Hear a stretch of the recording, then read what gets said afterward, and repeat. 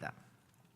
오늘은 우는 자들과 함께 울라라는 제목으로 은혜를 나눌 텐데요, 슬기로운 신앙생활이라는 주제로 1, 2월 여러 가지 주제를 가지고 말씀을 나누었습니다. 이것은 우리의 신앙생활에 아주 중요한 뼈대가 되는 그런 주제들이에요. 그래서 1, 2월 우리가 말씀을 나눴지만 여러분이 마음 가운데 계속 여러분의 삶이 이렇게 균형 잡힌 신앙인으로 살아가고 있는지를 돌아보는 그런 신앙인이 되어야 성숙한 신앙인으로 살아갈 수 있습니다. 그래서 여러분 지금 테이블 위에 연초에 나눠드렸던 이런 그 작정서가 있는데요, 설교 마지막에 다시 한번 좀 작정을 하는 시간을 가지려고 합니다. 오늘의 주제는 구제인데요, 탈무드에 보면 사람의 마음 가운데 상처를 주는 세 가지 고통에 대해서 이야기를 하고 있습니다. 첫 번째 고통이 있는데 정신적인 고통이라고 합니다. 정신적인 고통은 아무도 모르는 내면의 아픔이죠. 두 번째, 인간관계의 고통입니다. 사람은 관계적인 존재이기 때문에 혼자서만 살 수 없기 때문에 사람들하고 어울려 살면 원하지 않게 여러 가지 상처를 받기도 하고 상처를 주기도 하는 인간관계의 그런 고통이 있다는 거예요. 세 번째는 빈 지갑의 고통이에요. 경제적인 어려움을 말합니다. 돈이 없어서 어려움을 당하는 그런 고통이 있다는 것이죠. 율곡 이 선생님도 인생에 꼭 피해야 될 세 가지 불행에 대해서 논어를, 원래 논어에 나와 있는 말인데 논어를 인용하면서 이런 이야기를 했죠. 첫 번째는 소년 등과. 등과는 과거 급제하는 것입니다. 너무 일찍 출세하여서 교만한, 그것이 불행이라는 것이죠. 두 번째, 중년 상처. 중년이 되었는데 배우자를 잃어버리는 거예요. 세 번째, 노년무전. 나이가 들었는데 경제적으로 어려움을 당하는 것이죠. 이것이 인생 가운데 꼭 피해야 될 세 가지 불행이다라고 이야기를 합니다. 그런데 여러분, 불행이라는 것이, 어려움이라는 것이 내가 원하지 않는다고 우리의 인생 가운데 찾아오지 않나요? 때로는 내가 원하지 않아도 찾아오죠. 여러분, 불행과 어려움을 피할 수만 있다면 모든 사람들이 다 불행과 어려움을 피하겠죠.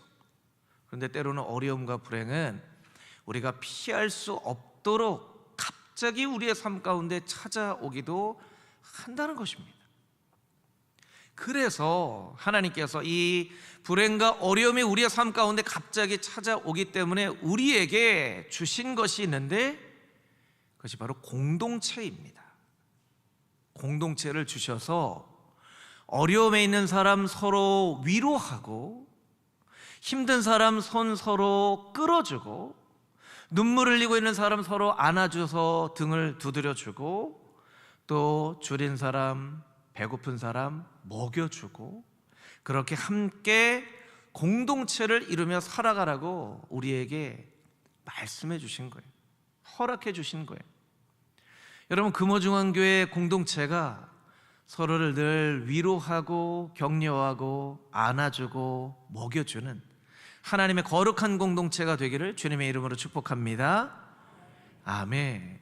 로마서 12장, 오늘 우리가 읽은 로마서 12장은 은사에 대한 장이에요. 여러 가지 은사가 나와 있는 장이지만 여러분, 은사는 반드시 교회 공동체를 위하여서 사용하도록 하나님께서 주신 선물이기 때문에 로마서 12장은 공동체에 대한 말씀이라고 우리가 이해하면 좋을 것 같습니다. 이 로마서 12장을 통해서 어떻게 우리가 우는 사람들과 함께 우는 삶을 살아갈지 오늘 그 교훈을 함께 배워보도록 하겠습니다. 우리가 읽은 말씀 10절 11절에 있는 말씀을 우리 다시 한번 자막으로 한 목소리로 읽어보도록 하겠습니다. 10절 11절 말씀입니다. 시작.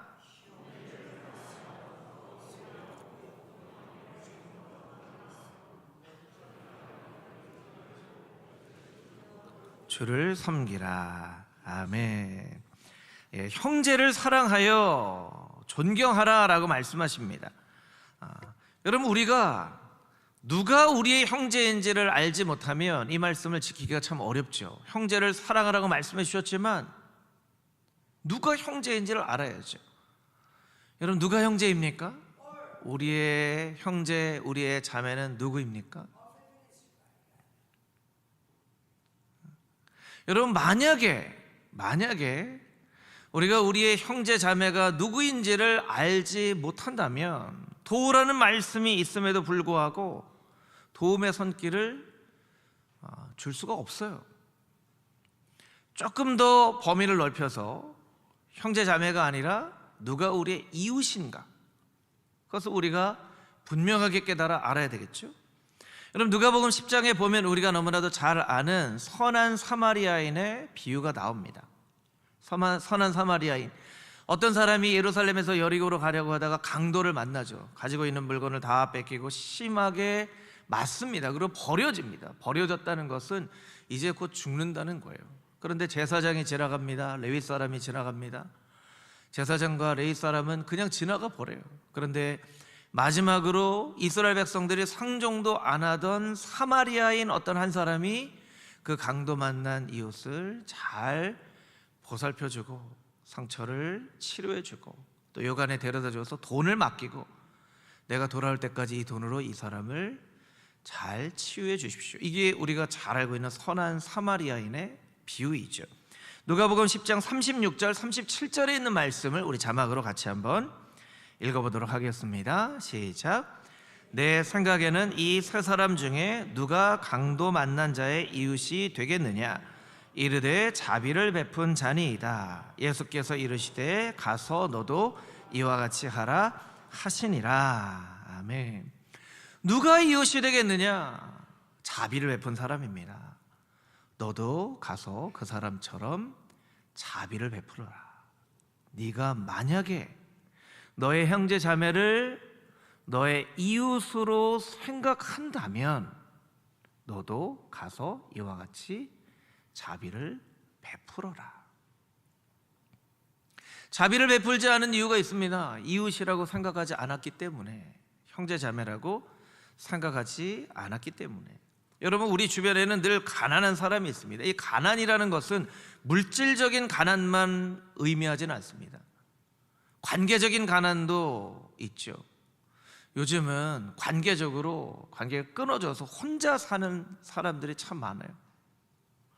우리 청소년 청년들 중에는요, 어떤 이유이든 상처를 받아서 관계가 끊어져서 방에서 나오지 않고 관계가 끊어진 채로 살아가는 자녀들도 있어요.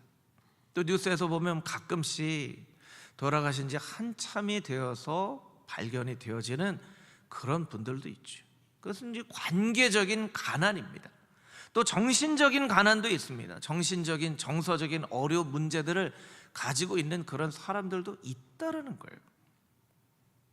그런데 우리가 그들을 이웃으로, 형제자매로 생각하지 않는다는 것이죠. 여러분, 만약에 여러분의 자녀가 어려움을 당하면 여러분 도와주시겠습니까? 안 도와주겠습니까? 당연히 도와주겠죠. 여러분, 부모님이나 형제자매가 어려움을 당하면 여러분 당연히 도와주시겠죠. 당연히 도와줄 거예요. 아니, 왜 돕습니까? 자녀인데 도와야죠. 어머님인데, 아버님인데 도와야죠. 형제자매를 못 본 채 합니까? 이렇게 얘기를 하실 거예요. 그런데 어려움에 있는 사람들을 왜 도와주지 않습니까? 라고 물어보면 내가 꼭 도와줘야 되나요? 내가 꼭 도와줘야 되나요? 그렇게 우리가 이야기를 한다는 거예요. 그것은 곧 우리가 형제 자매로 여기지 않는다는 거예요. 형제 자매로 여기지 않기 때문에 우리가 도울 생각을 하지 않는 것이죠. 여러분, 구제에 대한 말씀은 레위기에 많이 나옵니다. 레위기에 많이 나와 있는 이 말씀 가운데 한 구절, 레위기 23장 22절 말씀만 우리 자막으로 같이 한번 읽어보도록 하겠습니다. 레위기 23장 22절 말씀 함께 읽겠습니다. 너희 땅에 곡물을 벨 때에 밭 모퉁이까지 다 베지 말며 떨어진 것을 줍지 말고 그것을 가난한 자와 거류민을 위하여 남겨두라. 나는 너희의 하나님 여호와이니라. 아멘.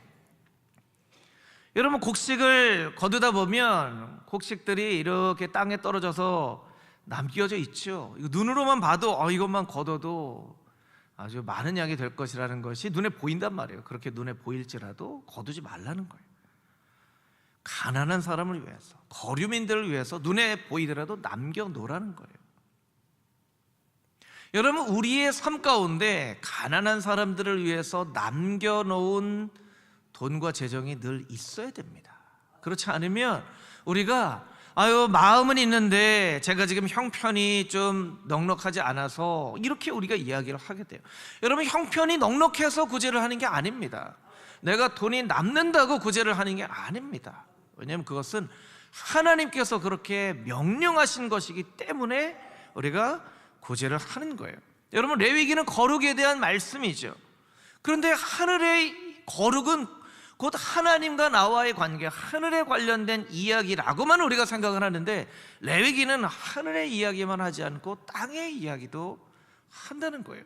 결국에는 성경은 영적인 측면과 사회적인 측면을 분리시켜서 이야기를 하지 않는다는 거예요. 이런 관점으로 보면 우리의 신앙을 어떻게 정의를 내릴 수 있냐면, 신앙은 어떻게 예배할 것인가에 초점이 맞춰져 있으면서도 동시에 어떻게 살 것인가에 또한 초점이 맞춰져 있다는 거예요. 저를 따라서 같이 한번 해볼까요? 어떻게 예배할 것인가, 어떻게 살 것인가. 여러분, 제가 안경을 쓰고 있잖아요. 왼쪽 눈, 오른쪽 눈이 다 시력이 달라요. 그래서 왼쪽 눈 시력 맞추고 오른쪽 시력 맞춰서 잘 볼 수 있도록 그렇게 안경을 맞춰주죠. 똑같이 맞춰주는 게 아니에요. 한쪽만 시력을 맞추지 않아요.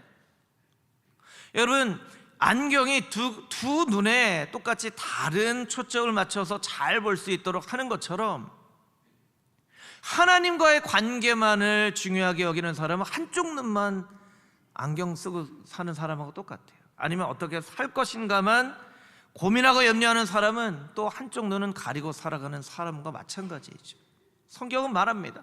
어떻게 예배할 것인가와 어떻게 살 것인가가 다른 문제가 아니라는 것, 이것이 똑같이 고민이 되어져서 한 초점을 맞춰 살아야 올바른 신앙인이라고 이야기를 하고 있다라는 거예요. 여러분, 그런 차원에서 우리가 예배를 드리는 것, 성경을 우리가 암송하고 있잖아요.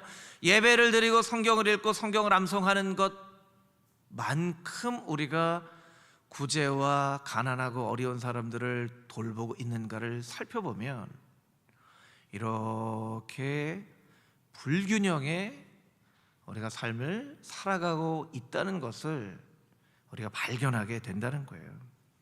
여러분, 구제는 하나님을 고백하는 신앙의 본질에 속한 문제라는 것을 우리가 알아야만 합니다. 하나님, 예배도 잘 드리고 구제도 열심히 하겠습니다, 이렇게 얘기를 하면 안 돼요. 하나님, 어렵고 힘든 사람을 잘 도와줌으로써 하나님을 예배하겠습니다. 어떻게 보면 말이 비슷비슷한 것 같지만, 예배도 잘 드리고 구제도 할게요 가 아니라, 가난하고 어려운 사람들을 잘 돌아봄으로써 하나님을 신령과 진정으로 예배하겠습니다, 이렇게 고백을 해야 돼요. 왜냐하면 여러분, 성경에는 수없이 많은 구절에 하나님을 어떤 분으로 묘사하고 있냐면, 가난한 자들의 하나님, 객과 고아와 과부를 돌아보시는 하나님이라고 말씀하고 계시기 때문에 그래요. 시편 14절은 하나님을 고아를 돌보시는 분, 욥기 34장 18절 말씀은 하나님은 부자보다 가난한 사람을 더 많이 생각하시는 하나님으로, 시편 35편 10절 말씀은 하나님께서는 가난한 자를 그 궁핍한 자의 궁핍에서 구해내시는 하나님으로 말씀하고 계시다는 거예요. 여러분, 우리의 하나님은 그런 하나님이십니다. 그 하나님을 예배한다고 하면서 우리가 어려움에 빠진 사람을 돕지 않는다면, 우리는 하나님을 과연 제대로 예배하고 있다고 이야기할 수 있을까? 우리 스스로에게 질문을 해볼 필요가 있다는 것입니다.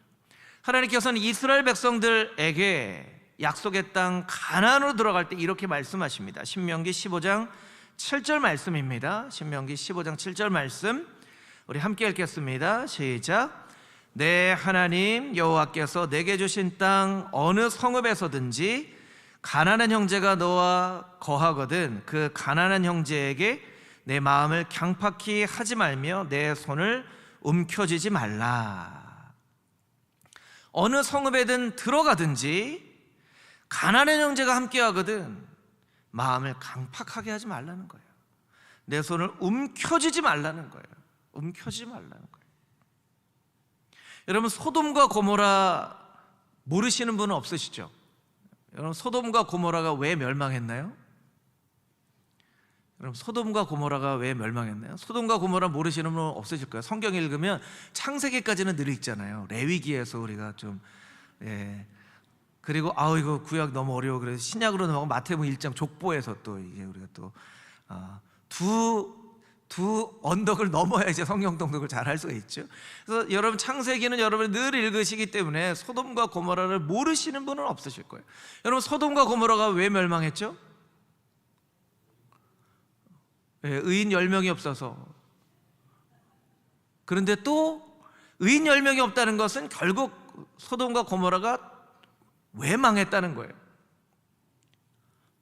속 시원하게 좀 대답을 해주셔야죠. 소돔과 고모라 왜 멸망했죠? 죄 져서 멸망했죠. 죄가 있어서. 하나님께서 보시기에 악한 일들을 많이 하니까 하나님께서 의인 10명만 있어도 그 의인 10명을 보고 이 성읍의 죄를 내가 봐주겠다 하시려고 그러는데 그 의인 10명이 없어서 죄 때문에 멸망했잖아요. 그런데 에스겔서에 보니까 조금 다르게 이야기를 하더라고요. 여러분, 이게 이제 성경 통독을 하면서 그물에 이렇게 걸리듯이 이런 말씀이 있었구나 라고 깨닫게 되는 말씀이에요. 에스겔 16장 49절 50절 말씀인데 우리 자막으로 같이 한번 읽어보겠습니다. 시작. 내 아우 소돔의 죄악은 이러하니 그와 그의 딸들에게 교만함과 음식물의 풍족함과 태평함이 있으며 또 그가 가난하고 궁핍한 자를 도와주지 아니하며 거만하여 가증한 일을 내 앞에서 행하였음이라. 그러므로 내가 보고 곧 그들을 없이 하였느니라. 아멘. 49절 말씀을 보시면 내 아우 소돔, 내 아우, 너는 누굽니까? 이스라엘이에요. 그러니까 이스라엘이 얼마나 부패했으면 하나님이 멸망한 소돔을 빌어서 네 아우다 이렇게 말씀하시는 거예요. 네 아우 소돔은 왜 멸망했는지 아느냐? 교만함과 음식물의 풍족함과 태평함과 또한 가난하고 궁핍한 자를 도와주지 아니하였기 때문에 그 성읍이 멸망한 것이다 라고 말씀해 주고 계세요. 여러분, 우리가 가난하고 어려운 사람들 돌아보지 않으면 소돔과 같이 책망을 받는 사람들이 되어질 수도 있다는 것을 우리가 꼭 기억하며 알아야 됩니다. 여러분, 대한민국은 지금 대한민국 역사상 가장 큰 부와 편안함과 안락함을 누리고 있습니다. 역사상 이렇게 많은 부유함과 평안함을 누린 때가 없었어요. 늘 외세의 침략을 받고 먹을 것이 없어서 배 곪고 불과 얼마 전까지만 해도 도움을 받지 않으면 살아갈 수 없는 나라가 바로 이 나라였죠.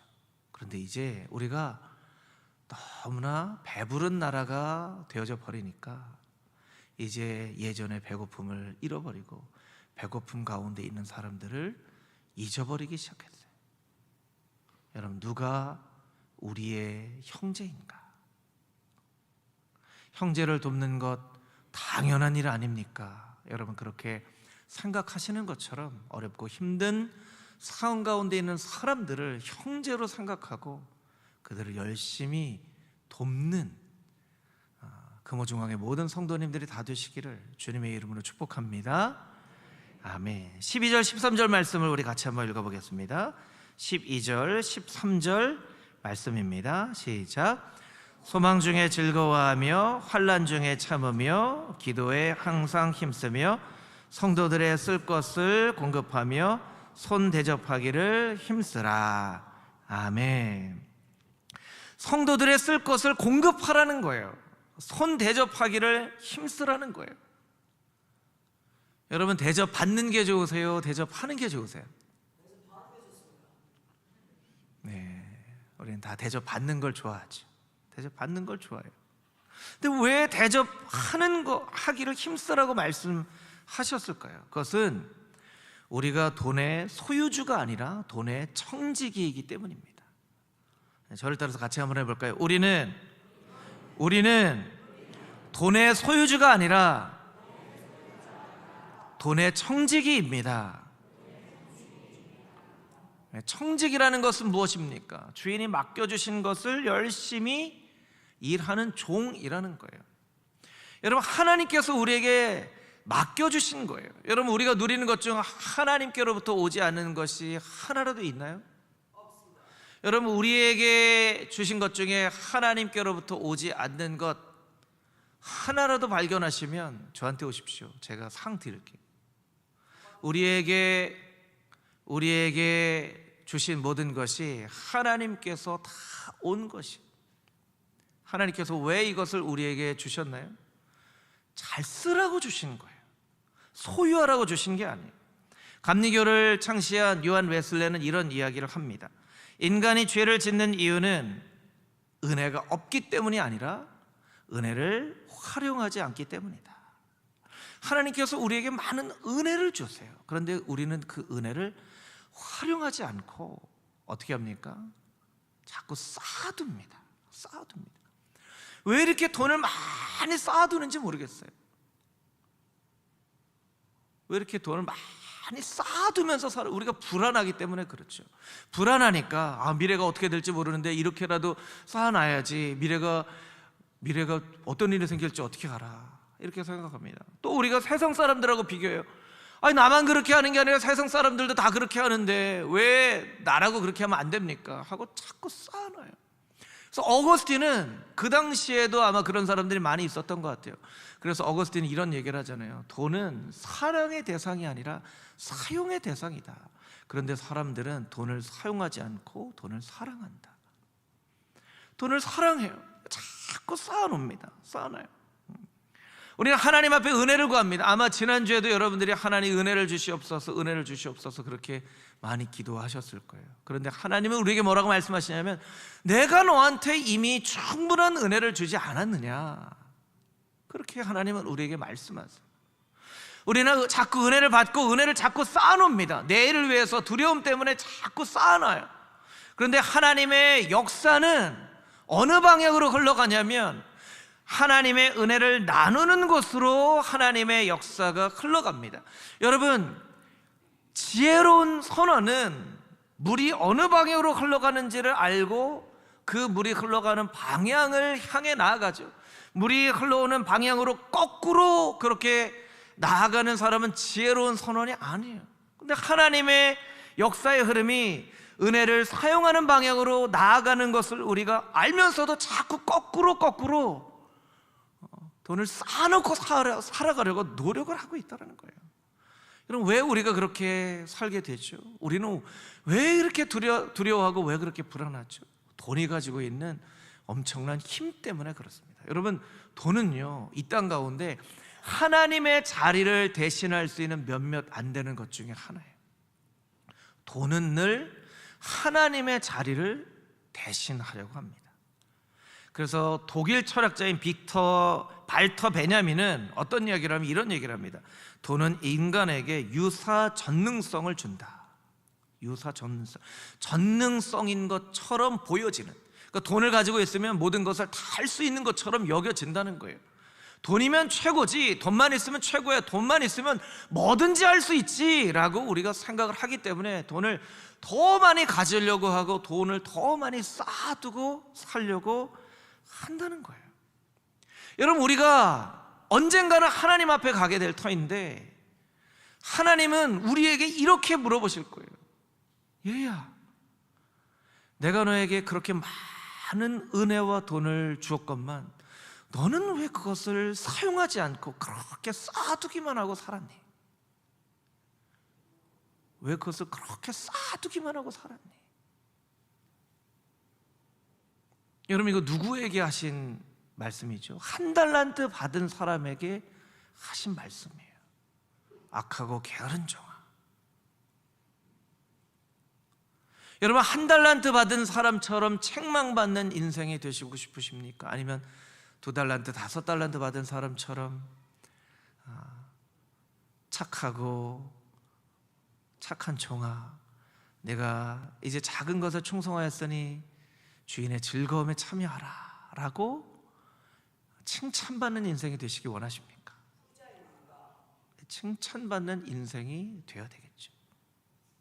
우리 짧은 영상을 하나 준비했는데요, 우리 짧은 영상을 같이 한번 보도록 하겠습니다.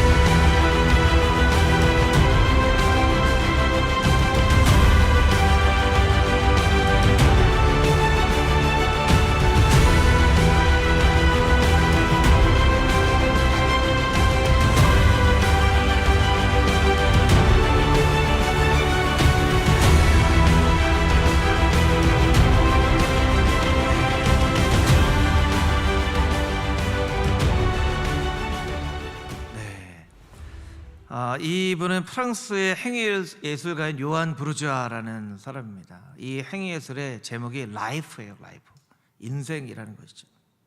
인생은 계단을 향해서 막 위로 올라가려고 합니다. 그런데 원하는 것처럼 그렇게 막 올라가지 못하고 때로는 떨어지기도 합니다. 좌절하기도 합니다. 어려움을 겪기도 합니다. 그런데 또 힘을 내어서 다시 올라가기도 합니다.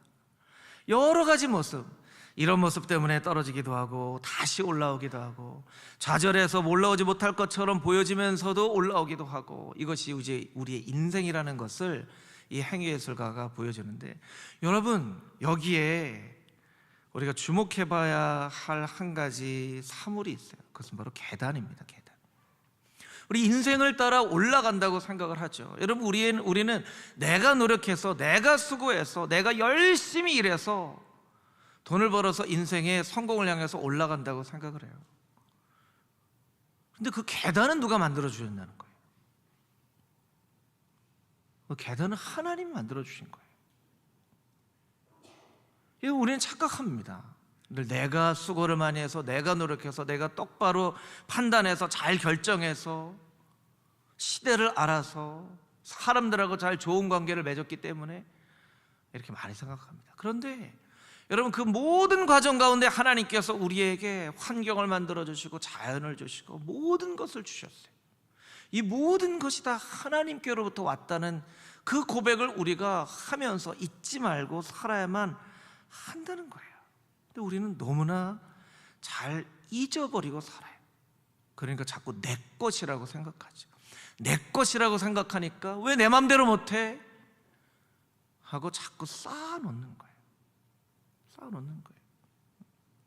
여러분, 여러분에게 주신 모든 것이 다 하나님께로부터 온 것임을 잘 기억하고, 우리가 돈의 소유주가 아니라 청지기임을 늘 기억하고, 우리에게 주신 은혜를 많은 사람들에게 나누어 주며 살아갈 수 있는, 하나님의 거룩한 청지기 된 삶을 살아갈 수 있는 금호중앙의 모든 성도님들이 다 되시기를 주님의 이름으로 축복합니다. 아멘. 우리 마지막으로 14절 15절 말씀을 같이 읽겠습니다. 14절 15절 말씀입니다. 시작. 하는 자를 축복하라. 축복하고 저주하지 말라. 즐거워하는 자들과 함께 즐거워하고 우는 자들과 함께 울라. 아멘. 2020년에 있었던 사건인데요, 어떤 사람이 112와 119에 너무나 많은 허위 신고를 했어요. 불이 났습니다, 큰일이 났습니다, 여기 강도가 들었습니다, 사람이 죽었습니다.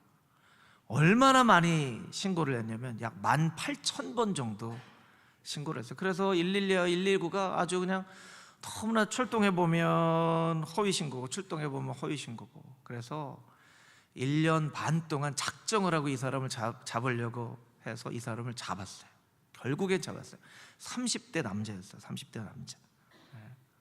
그런데 이 사람을 잡고 나서 아주 큰 벌을 줘야 되겠다고 생각한 경찰관들이 조금 마음 가운데 좀 다른 마음을 갖게 된 계기가 있었어요. 당신 왜 이렇게 허위 신고를 해서 직접 출동을 해야 될 때 출동을 못하게 하고, 당신이 뭐 잘못했는지 알아? 왜 그렇게 한 거야? 그렇게 물어봤는데요, 이 사람의 대답은 뜻밖의, 저는 그냥 다른 사람하고 너무 대화가 하고 싶어서요. 그 사람에게 아무도 말을 걸어주지 않은 거예요. 아무도 말을 걸어주지 않았어. 아무도 대화를 해주지 않았어. 물론 그건 잘못된 거죠. 허위 신고한 것은 잘못된 거지만, 그 사람의 이야기는, 그 사람의 잘못을 합리화해 줄 수는 없지만, 그래도 그 사람의 이 마음이 좀 느껴졌다는 거예요. 여러분, 밤 12시가 되면요 114에 전화가 많이 오는 거 여러분 아세요? 여러분, 밤 12시에 누구한테 전화하려고 114에 전화를 할까요? 낮 12시면 좀 이해가 되는데 밤 12시에 전화를 합니다. 전화를 하면, 저도 그래서 전화를 한번 해봤어요. 전화를 해봤어요. 왜냐하면 제가 확인을 해야 되니까. 예전에는요, 사랑합니다 고객님 이렇게 얘기를 했더라고요. 지금은 전화해보니까 네 고객님 이렇게 대답을 하더라고요. 그 말 듣고 싶어서, 그 말 듣고 싶어서. 밤 12시에 너무나 외로운 사람들이 사랑합니다 고객님 이 이야기 듣고 싶어서 그렇게 밤 12시쯤 되면 전화를 한다는 거예요. 여러분, 우리도 외롭죠. 우리도 외롭죠. 여러분도 아마 외로우실 때가 있으실 거예요. 다 외로울 때가 있습니다. 그래서 우리에게는 공동체가 있고 가족이 있죠. 그런데 공동체가 없고 가족이 없는 사람들이 있다는 거예요. 여러분, 우리가 오늘 튀르키예와 시리아를 위해서 헌금을 하는데, 여러분이 헌금하면서 이런 마음이 여러분의 마음 가운데 있으면 좋겠어요. 하나님, 튀르키예 가족을 잃고 눈물을 흘리고 있는 사람들과 함께 울어줄 수 있는 사람 되게 하여 주시옵소서. 그렇게 여러분들이 기도하는 마음으로 그렇게 헌금해 주셨으면 좋겠어요. 북한은 굉장히 참 아주 예민하고 민감한 그런 곳이죠. 우리 동족임에도 불구하고 아직까지 이제 미사일을 만들고 막 쏘고 하기 때문에. 근데 여러분, 북한 주민이 1년 동안 소비하는 쌀은요 약 500만 톤 정도 된다고 해요. 그런데 북한에서 생산하는 쌀은 약 350만 톤 정도밖에 안 된대요. 그러니까 늘 150만 톤의 쌀이 부족한 거예요. 그러니까 못 먹든지 굶든지 하는 거죠. 150만 톤 정도. 정치적으로 참 예민합니다. 그래서 북한에 대해서 이야기를 하기가 참 쉽지 않지만 늘 150만 톤 되는 쌀이 부족한 곳이 바로 지척에 있는 북한이에요. 근데 여러분, 우리나라가 곡식을 거두고 그 거둔 곡식을 잉여 생산물이죠. 남은 곡식을 저장하는 데 1년 드는 예산이 5천억 원이에요. 남은 곡식을 저장하는 데에만 드는 예산이 5천억 원이에요. 저는 뭐 정치적으로 무슨 얘기를 하려고 하는 게 아닙니다. 잘 모릅니다. 그런데 그 두 가지 팩트가 너무나 아픔으로 여겨진다는 거예요. 저쪽은 150만 톤 먹을 게 없어서 배를 골고 있고, 우리나라는 남은 곡식을 저장하는 데만 1년에 5천억 원이 들고, 이 문제를 어떻게 해결할 수 있을까? 정치인들이 해결할 수 있을까? 어떻게 해결할 수 있을지는 잘 모르겠습니다. 그런데 여러분, 북한에 있는 주민들과 성도들을 위해서 여러분 늘 기도해 주십시오. 그리고 할 수만 있다면 북한에 있는 주민들에게 쌀을 보내거나 식용유를 보내거나 먹을 것을 보내는 그런 일이 있다면 여러분들이 그 일을 함께 동참해 주십시오. 그것이 바로 울고 있는 사람과 함께 울어주는 성도의 모습이라는 거예요. 여러분 주변에 울고 있는 사람 누가 있는지 잘 살펴보십시오. 그리고 여러분들이 잘 다가가서 그들에게 손을 내밀어 주십시오. 안아 주십시오. 어깨를 토닥여 주십시오. 왜냐하면 그것이 울고 있는, 고통 가운데 있는 우리에게 오셔서 우리의 손을 잡아주시고 우리의 등을 두드려 주신 예수님이 우리의 인생 가운데 하신 일이기 때문입니다. 함께 기도하겠습니다.